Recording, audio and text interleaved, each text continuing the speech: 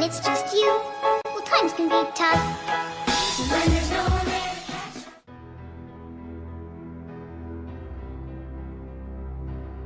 Joanne Rowling was born on 31st of July 1965 at Yate General Hospital just outside Bristol. Her father, Peter, was an aircraft engineer at the Rolls-Royce factory in Bristol, and her mother, Anne, was a science technician in the chemistry department at Wydian Comprehensive, where Jo herself went to school. The young Jo grew up surrounded by books. Jo wanted to be a writer from an early age. She wrote her first book at the age of 6, a story about a rabbit, called Rabbit. At just 11, she wrote her first novel, about 7 cursed diamonds and the people who owned them.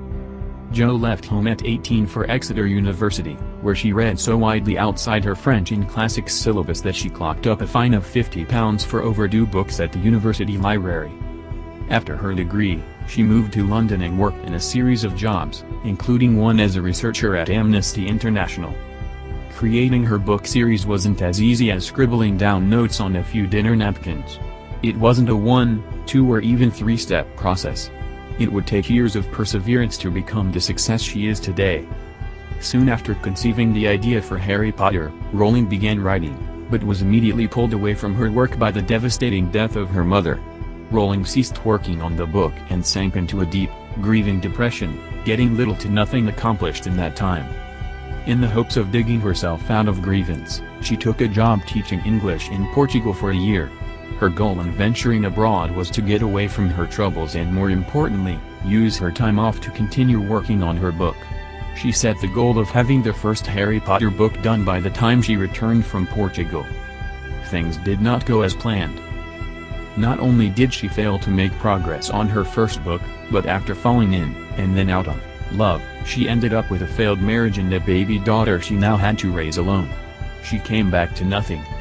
She had no job, no finished product and 2 mouths to feed. She had hit rock bottom.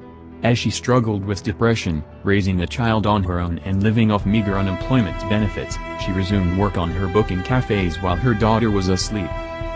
Despite numerous setbacks, she found solace in doing what she loved, writing. In fact, she found that the little she had was enough to be moderately happy. She had ended up in exactly the position she had feared most and found that it wasn't that bad. There wasn't anything left to be afraid of, and her work showcased that mindset. When Rowling finally finished the first 3 chapters, she sent the manuscript off to a publisher. They quickly passed on the project. She sent it to another publisher. Again, the answer was no. Her mailbox filled up with rejection letters, but she didn't let it stop her. After sending her manuscript to 12 different publishers and getting rejected by every single one, Rowling began losing confidence in her book.